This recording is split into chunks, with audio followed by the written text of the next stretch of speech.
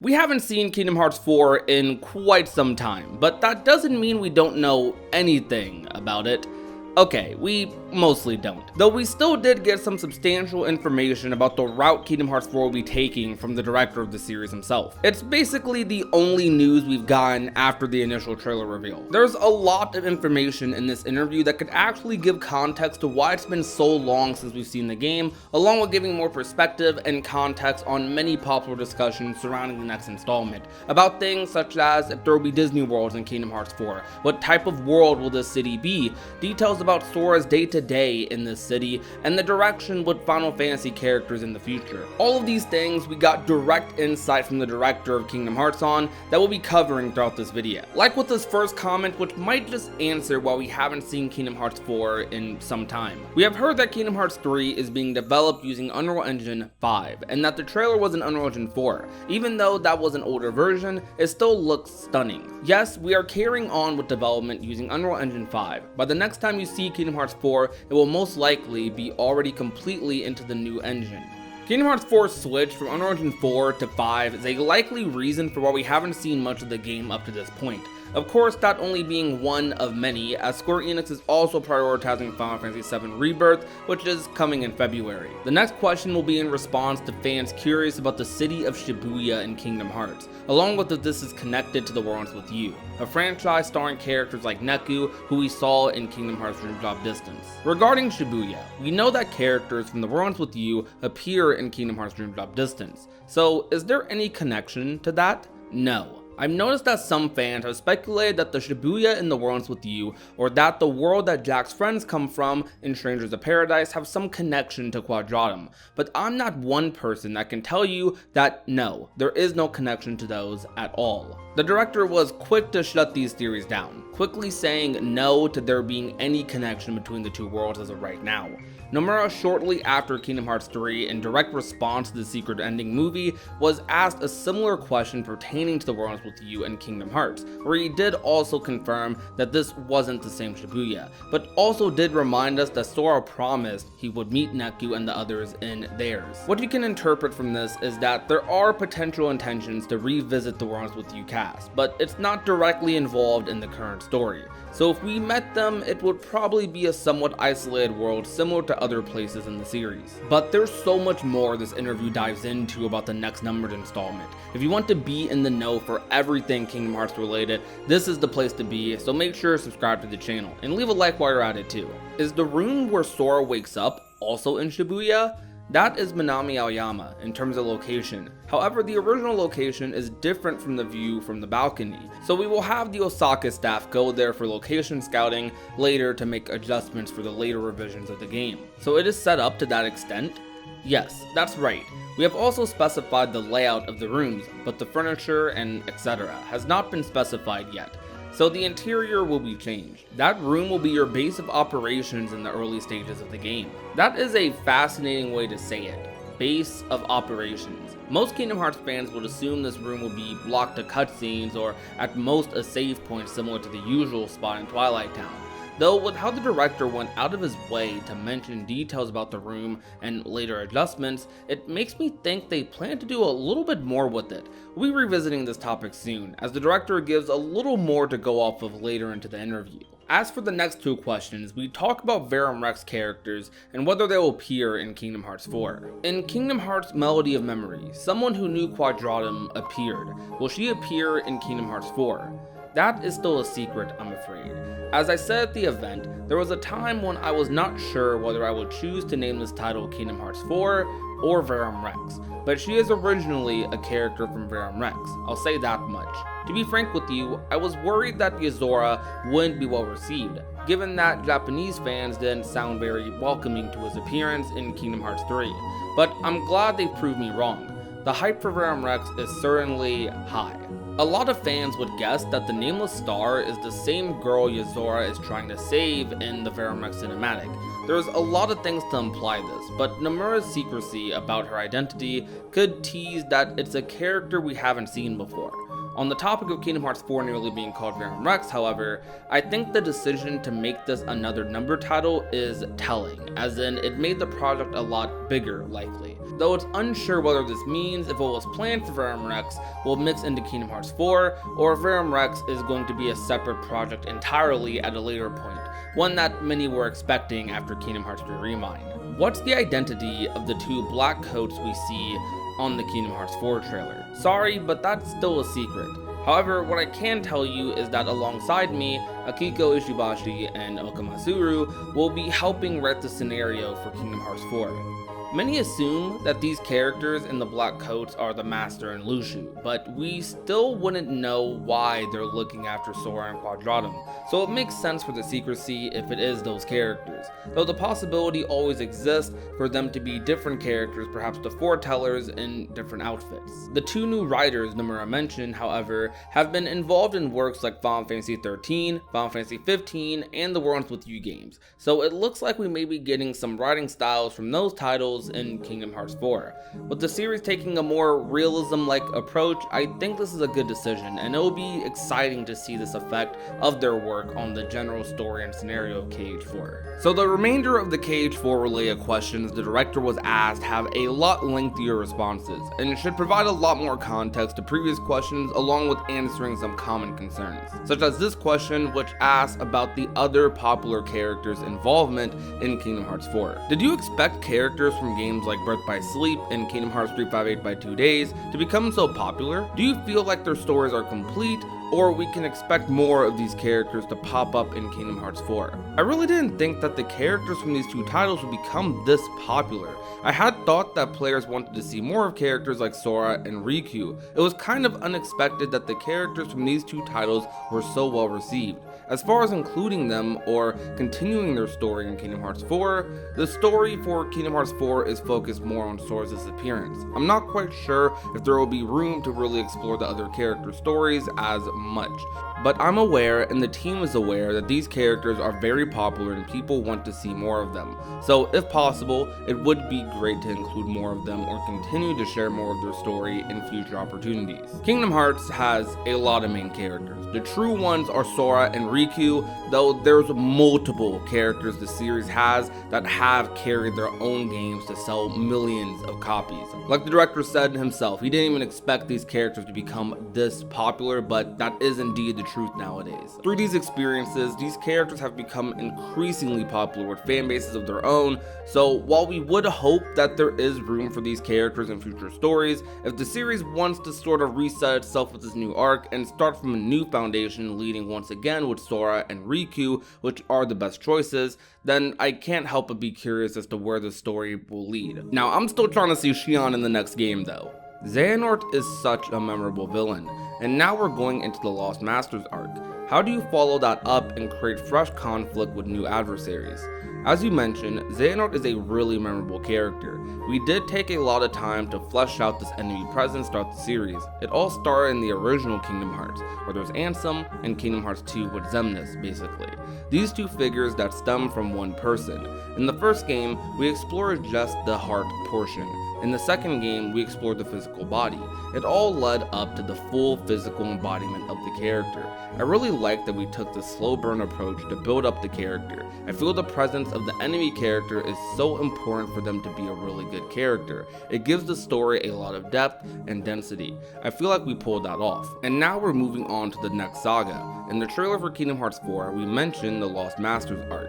We're going to be delving into a new enemy figure for the continuation of the story. This new enemy has a lot to do with the masked characters that appear at the end of Kingdom Hearts 3.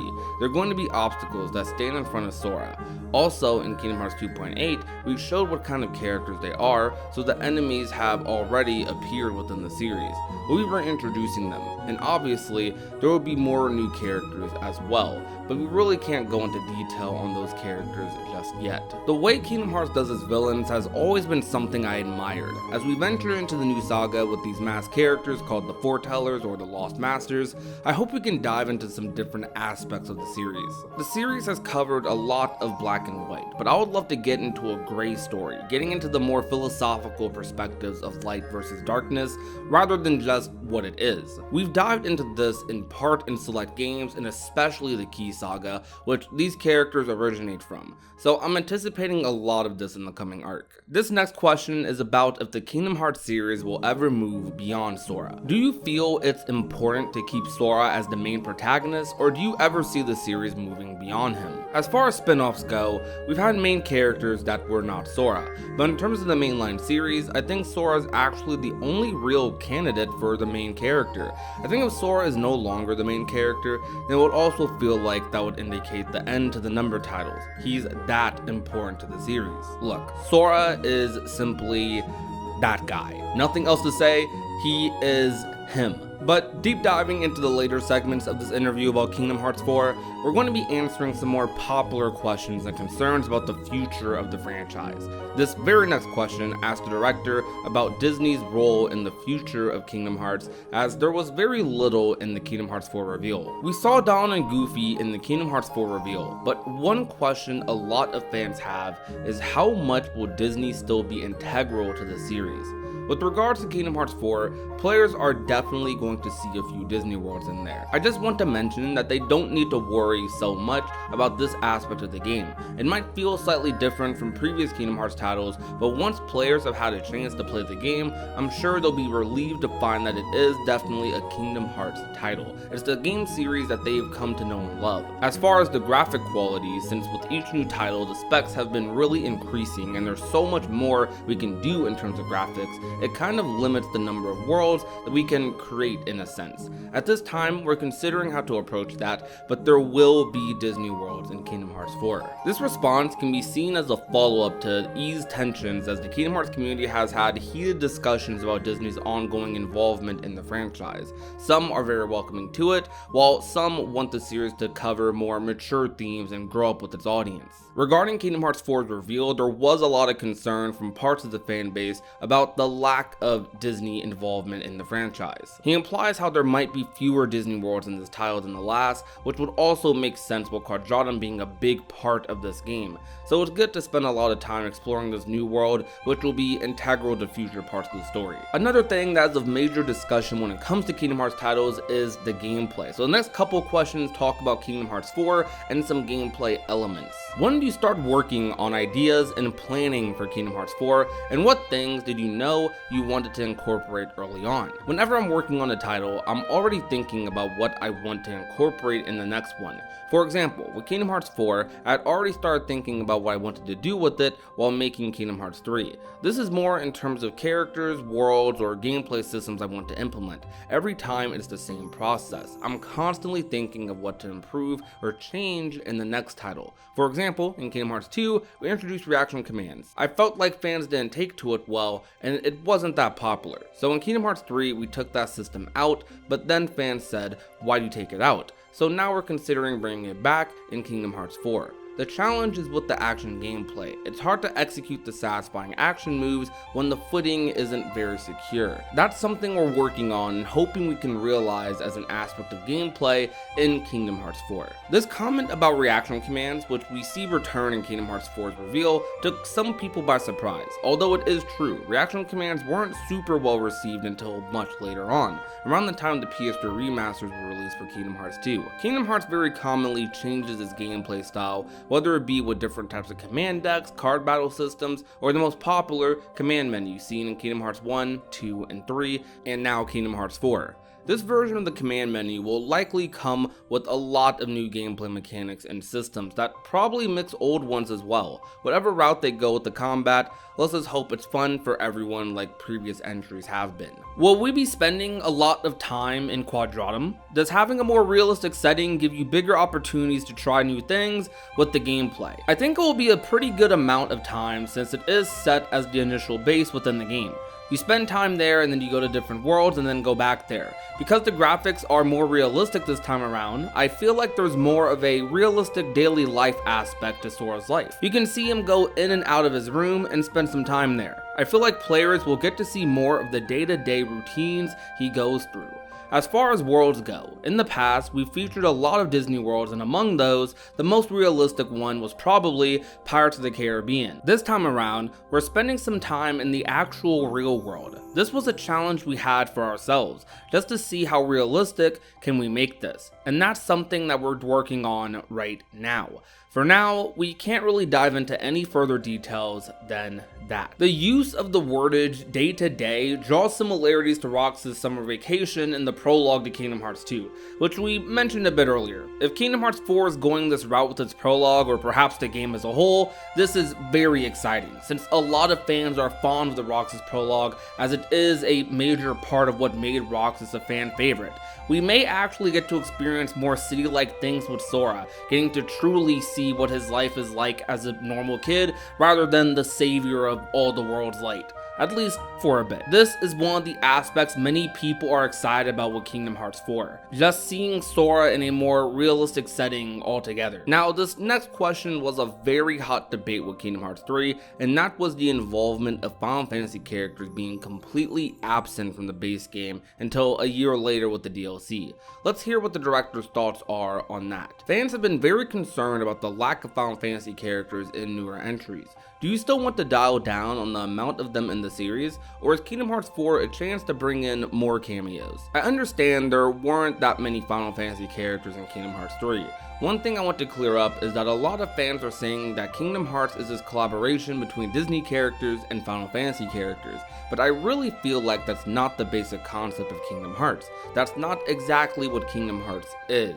When we released the first title, we had only a few original Kingdom Hearts characters when they were interacting with really well-known beloved Disney characters. I felt nobody really knew these characters, so it was harder for them to stand their own ground just yet. And so we had a lot of Final Fantasy characters involved to lend a hand for everyone to get to know these original Kingdom Hearts characters better.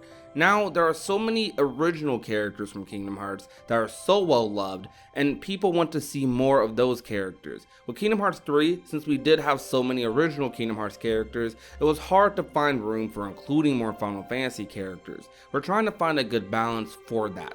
I know that some fans were concerned about that and weren't too happy and wanted to see more Final Fantasy characters. That's something we definitely are thinking about, but just with the sheer number of original characters that we have now, it's hard to say what the exact balance is going to be and how it will play out in Kingdom Hearts 4. We can't really give you a firm reply on this just yet.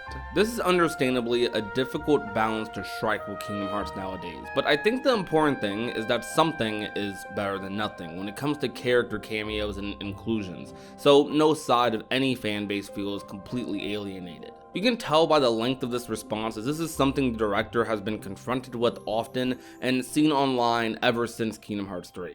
I'm hoping for the best when it comes to Final Fantasy in the series, and I do think there's a lot more to explore with their inclusion in the franchise, regardless of whether that was the intent when the series first started. I think Final Fantasy is something people expect as a part of the franchise nowadays, and it should be treated as a priority to at least acknowledge those cameos that people love so much. Kingdom Hearts 4's big battle is going to be acknowledging complaints from the previous game, fixing them while also keeping what people loved as they transition into a completely new saga and story. These things are actually quite typical of any video game sequel, but are amplified and become a lot more complicated with the series as ongoing as Kingdom Hearts, which are things as fans that we don't really need to stress about. Today, at the very least, I hope you gained some insight about Kingdom Hearts 4's development. This is pretty much all the news we have on Kingdom Hearts 4 until whenever they decide to give us something. Comment down below what you found the most interesting starting this interview and what are your thoughts. Thank you guys so much for watching. My name is Prodigy and I will talk to you guys soon. Peace out, you guys. Bye.